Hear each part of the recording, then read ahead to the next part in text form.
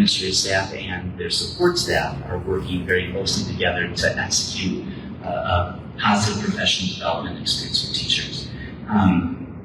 Nikki had COVID, was home. She was not at home when the staff members arrived there. But there was an adult. How many people would you say participated in the scout fair? Probably 45, 50-ish. You sent the scout truck information, all the goals and things defined, you sent that to all these people, 45-ish people? We were together. Part of our morning was a more typical sit-get kind of professional development, and then we were taking a little break with the 2-hour scavenger hunt. So they had the directions and assignment before they even left the building. It was a pattern. So except for the one text you received about Ms. Fuchs, his father being surprised, maybe a little upset, I don't know, Yeah. except for that one text, did you think that was the extent of all of the issues? I found out again during the investigation that there was another concern. What my concern was with the investigation was that the concern was not accurate.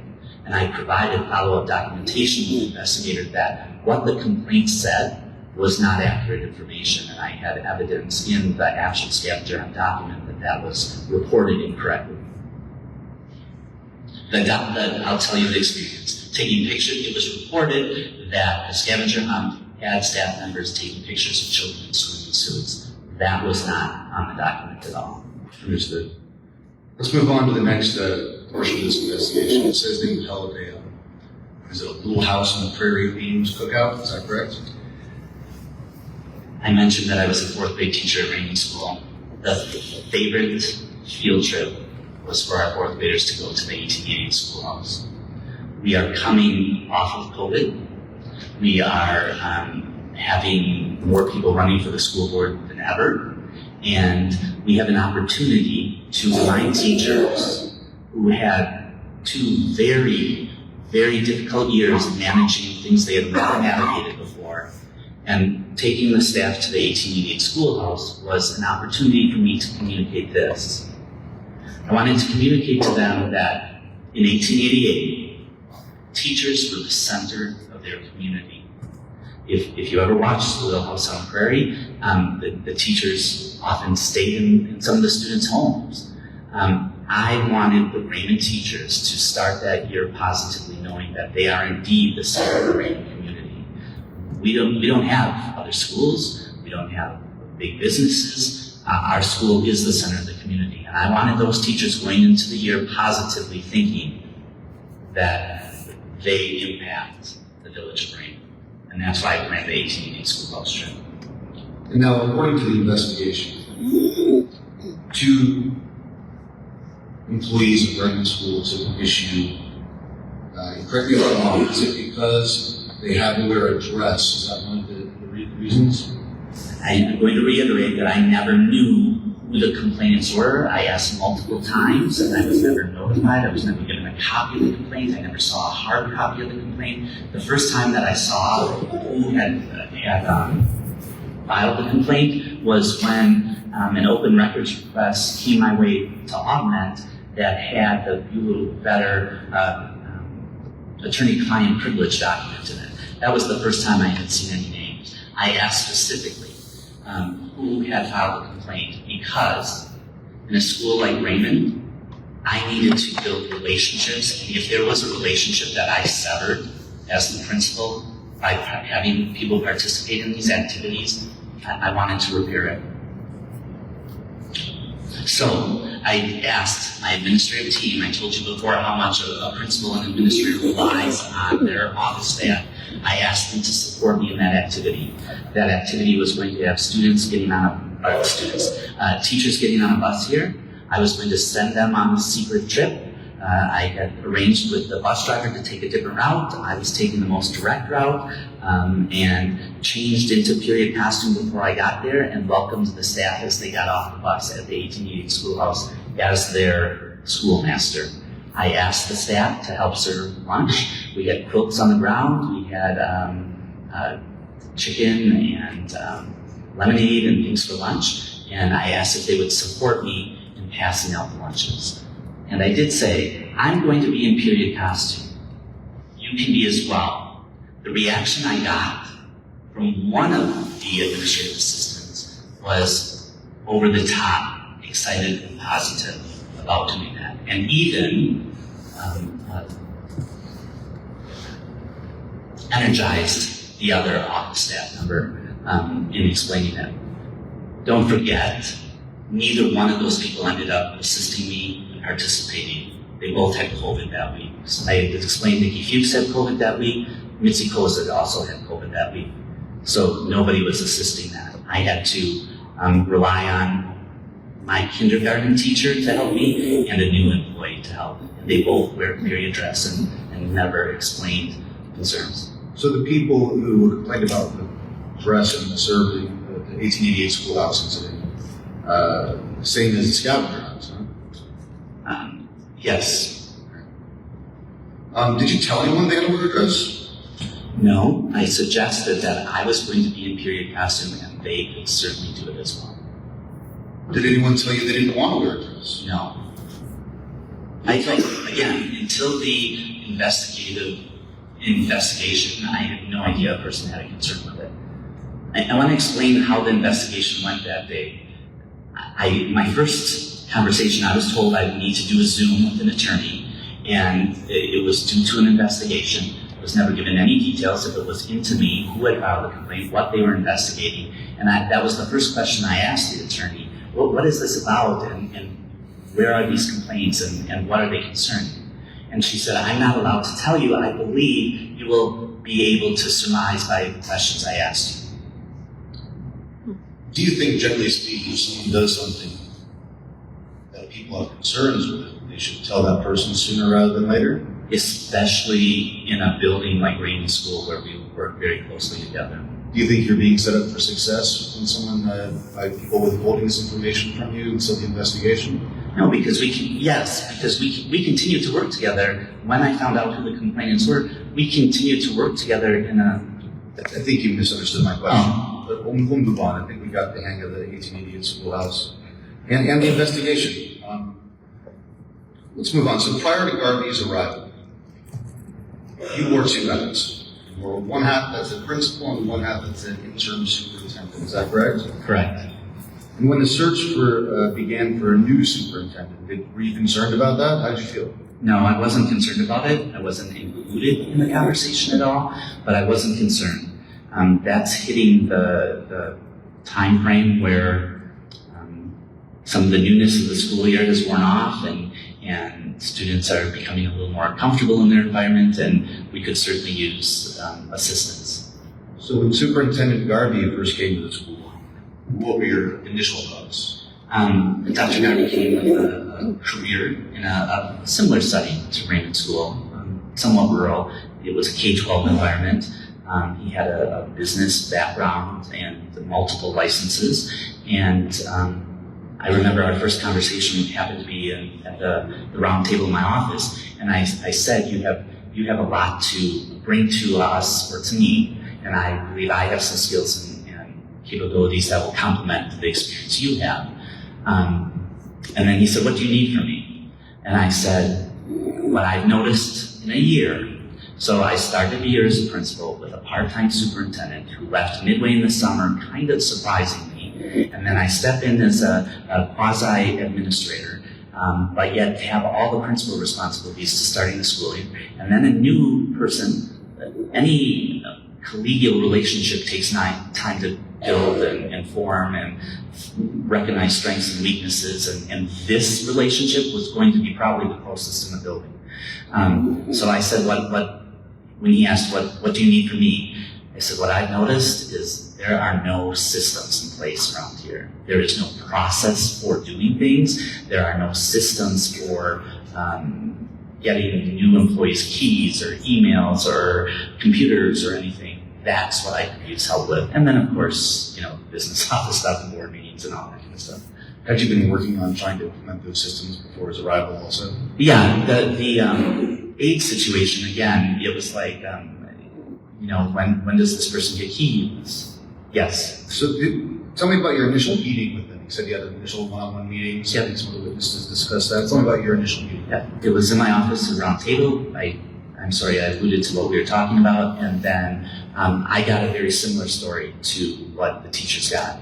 The story that I was told was a 35-year veteran in his district who was a beloved member of the community ended up leaving the district under his leadership. How many years of a veteran are you? This is my 29th year in education.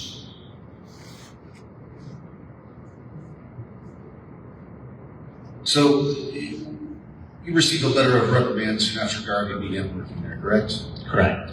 And this was about the Bulow veteran report, correct? Right. How did you respond to this letter of reprimand when you received it? So the letter was presented via phone call, speakerphone, from the board president at the time. Mr. Garvey was present, but didn't deliver the letter. Mr. Childers, the board president at the time, went through the letter with me. My reaction was shocked, hurt, surprised, disappointed, and also very curious and inquisitive, because again, if I had hurt someone, offended someone, disturbed someone, I had a relationship to repair and I wanted to do that. But honestly, again, the findings, after I finished, I was probably on the Zoom with the attorney for over 2 hours. I laughed with her, I cried with her, and I got out of the room thinking, I still don't know what's going on with this. So I didn't expect a letter of reprimand. So after the letter of reprimand, the next thing I want to talk about is the employee evaluation that you received. How long after the letter of reprimand was that? After the letter of reprimand, Correct. the evaluation was presented April 24th, I think we discussed earlier. Correct. Yep. And, okay. So let's turn to the exhibit for the... I think it's worthy to point out that the evaluation was completed. Hold on. You were answering questions, Mr. Peterson, not just testifying willy-nilly. So we need to have some order here. If Attorney Haslam is going to ask you a question, that's great, you can answer it, but we can't just have you just waxing poetic, okay? Certainly. Thank you. Attorney Haslam? He's been on the spot here.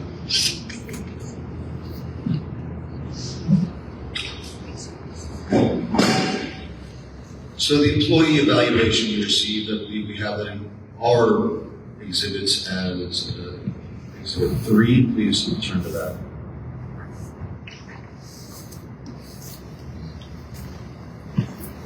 When you received this, was this in a format that you were familiar with?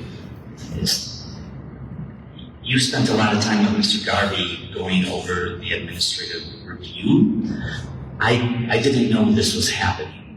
This was presented coinciding with the plan of improvement.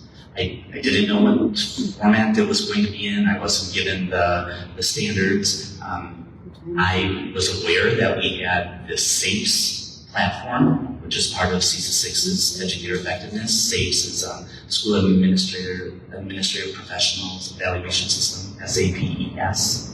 Were you expecting to, if you were to be evaluated in that system that you were familiar with, that had been in use before? Object to the form of the question, in use before as lacking foundation. And leading. Attorney Haslam, I think you need to ask Mr. Peterson. You're right. I think you need to ask Mr. Peterson if he had been evaluated under a different system. Understood. Had you been evaluated under a different system before this system you got from Prairie? Here at Raymond. Well, yes, actually. Okay.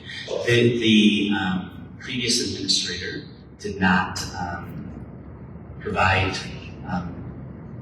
feedback through that format. But don't forget, I was starting the year as a district administrator. A criteria to supervise a district administrator using the CISA 6 SAFES model is that a board member needs to be trained in the system, and that's what I was working with Mr. Childers to get to the point of. So when Mr. Garvey came here, you would expect a different system than the one he used? No. One Garvey. Oh, a different system. I would expect what we use with all our teachers. Somebody kept saying that there were no evaluations.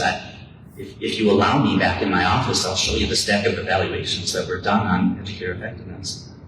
Did you evaluate teachers using the CISA model? Abby, Ramon, and I evaluated teachers using frontline educator effectiveness, which is this purchase through CISA.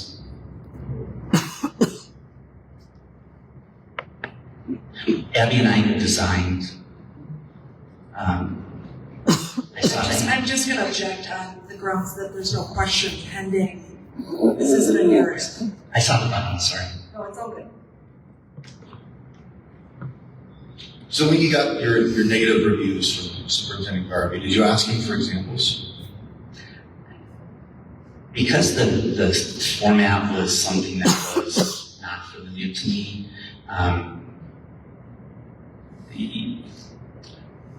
it was difficult to read through the sections and categories and have some things mentioned in one section under professional ethics, but actually was kind of cross-referenced in another section of the evaluation. So as I was reporting, did I ask questions? I consistently asked questions. Please provide me with examples. I want to meet these standards. If you have a model, if you have done something with this in the past that you can show me, I want to do it to meet your expectations. And examples are always very helpful. Was it clear what you had done wrong to earn unsatisfactory reviews? It wasn't, because when you ask for data and no data is provided, you ask for examples and no examples are provided, or remember that time you did this with a conversation with a staff member, then you can correct that behavior. I also see, let's move on to the PIPs, the Performance Improvement Plans. I see that you have one performance improvement plan and updates after that, is that correct? Correct. So when did you receive your first improvements, your first PIP? The same day as the administrative review, is that correct? Correct. Now, how long after that did you get your first update? Well, the plan of improvement I had mentioned was delivered together with the evaluation that was dated March 24th. I didn't see it until April 24th. Dr. Garvey had referenced. I will be writing it, and I just didn't bring it today, so I will be writing it. We met April 24th, which March 24th marked 37 days that we had worked together. Meaning 37 days calendar days, or days actually working in the same building together? 37 days that he and I were in the same building, and I was provided an evaluation that was a broad umbrella of 11 standards that aren't the current standards. There's actually 6 current administrative standards. So when, did you just say that there are currently 6 administrative standards? The CISA 6 model uses 6 standards. And between the first and second PIP updates, how much time was there? So the first update came after being on the plan 22 days. 22 days that we had worked together, I was on the plan. So in those first 22 days during the first update, I provided updates to him during that meeting and had examples. I think one of the things we talked about in the first one, and I'm going off of memory, it's been a long night, was the plan to address the staff divide. There was it's actually a free system. I did ask for a paid system for professional development in this year's plan, which was purchasing a book called Fully Engaged for All Staff. That initial one was an online portal that we could work through during staff meetings and professional development and things like that. So speaking of the staff divide, did you perceive a staff divide at this time? I did not perceive a staff divide. It was shared with me during my evaluation. Did you try and figure out what Mr. Garvey was talking about? Did you go and ask teachers or anything? I did, and Dr. Garvey then references as one of his updates that I had started to address the staff divide. And when I was asking some probing questions like, how do you perceive this? Where is this being reported? And those kinds of things. I wasn't given any data or examples again. But I'm like, this is my task. I'm on a plan of improvement. I'm going to start to tackle it.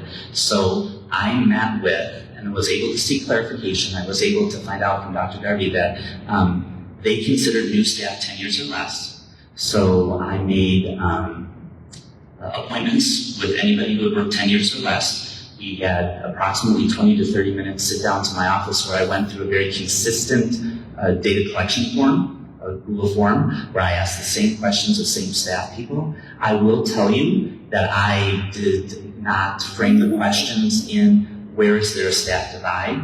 My leadership training has taught me to pose things in a positive way. So I said, what kinds of things can you get from teachers who have worked longer than you?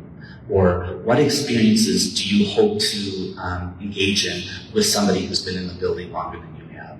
And I'll call it rudimentary data, because it was sit-down meetings where I'm typing as they're trying to talk, was that people who had worked here 10 years or less highly valued the people who had experience. They express things in summary like, they know the families and can fill me in on, siblings and moms and dads and household situations. They also know logistics of what days basketball games are on, where the time clock is, how you set up a microphone in the cafe. So they valued that relationship. Nobody expressed that there was a concern over those meetings. Would you say that you put an honest effort into trying to find an issue that Kate mentioned? I think developing a questionnaire, scheduling 30 to 40 minutes with 10 people, reviewing data that was collected, writing up a summary was an attempt to meet the standard that was presented in front of me as a plan of improvement. The answer to that question is yes. It is. Did you report back to Garvey that you couldn't find the staff divide? I did. I said, we need to talk more. We need to talk more about this. Did you continue to talk more about it? It kept being referenced as there's a staff divide. Was his expectation that you did some kind of write-up about it, correct? A plan that I was going to address it, and that's in one of my updates. I don't know if... Is it safe to say that it was hard to accomplish that because you couldn't find this divide anywhere?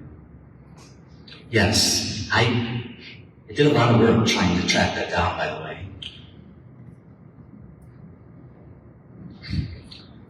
Did Garvey give you any guidance on how to meet his expectations? Mr. Garvey has multiple years' experience. And when you engage in conversation with him, you have a lot of information that he shares to you about his experiences. I would be respectful. I would have a meeting of the minds on many of the conversations we had.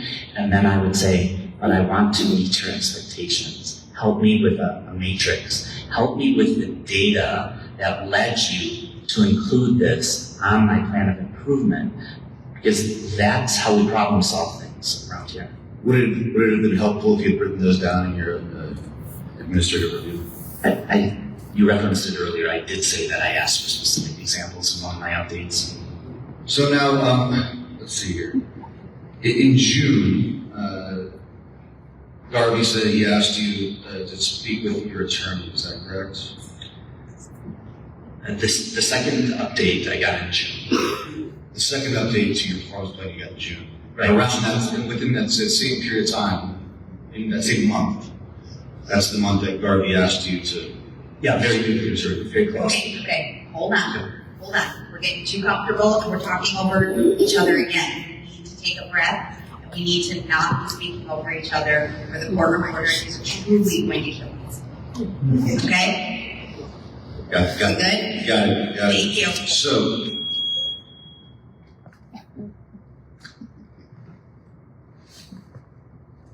let's see. In June, you get your second performance update, correct? June 12th, June 12th. 10 days after performance update 1. And around that same time, did Garvey ask you to speak with your attorney? He asked who I was being represented by. He asked who you were being represented by. Why do you think he was asking you to speak with him? I posed the question. Hold on. Objection calls for speculation. He can't testify to what Mr. Garvey thought. Do you now know why he was asking you to speak with him? I do. I was not going to authorize an attorney that was given to me through my professional association to speak to. So this wasn't your attorney, this was a professional association attorney? With your dues to a professional association, you get access to legal counsel. She was the person that was my legal counsel.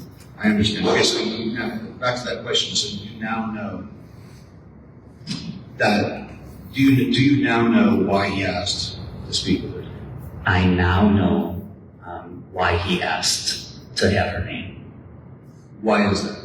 And I'm just going to object on the grounds of hearsay. If he's going to relay what his lawyer told him about his lawyer's conversation with a district lawyer, and I'm just not sure this is what I see Mr. Peterson shaking his head. So my only objection is I don't want to get into lawyer communication, but if that's not the answer, I will withdraw the question. And I respect that it probably isn't. Yeah, I wasn't going to go there. I'm sorry. Okay. Then I'm going to withdraw my objection because I trust that he understands my issue. Before I spoke to that person from WASA, I asked Dr. Garvey, I said, she's going to want to know why you want the board's attorney to talk to her. And he said, his response via email, I believe dated June 14th, was hoping to avoid a non-renewal, a very short statement. At that time, what did you think he meant? Again, that calls for speculation. At that time, what message did you receive? Objection cumulative, you just testified to it. If you ask him what he did next. No, that's not going to get me there. Let's go on. When did you find out what was actually meant by that statement? I want to be respectful of Ms. Lubinsky. And I don't think it's appropriate for any witness, not just Mr. Peterson, but frankly any witness, to relay what two lawyers were discussing. First of all, it's confidential settlement communications. I know we don't follow the rules of evidence, but that's really not appropriate. Now, you just stated that it was confidential settlement communication. And there's a state statute that deals with the confidentiality of settlement discussion. So I have to reference that. So how about if we do this? I think the board has gotten the message. And the board is the one that has to make this decision. The board has gotten the message. This was a line of questioning with Dr. Garvey. We've kind of heard the other side of it through Mr. Peterson. I don't think that it's a secret as to what the messaging is that you want the board to hear. Do you think that we need to continue on with this line of questioning? Attorney Haslam? Let me ask one question. If anyone objects, I'll just move on. Okay. Do you think that at this time, at this meeting, it had already been decided by someone that your job was over?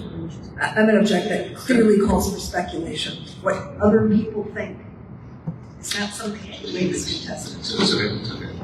I think you made your point, so I think we can move on. Moving on. Do you think that there's any way someone could have demonstrated the proficiency in all the areas that Garvey gave you on, between when he gave you your first employee evaluation and when he asked to speak with your lawyer?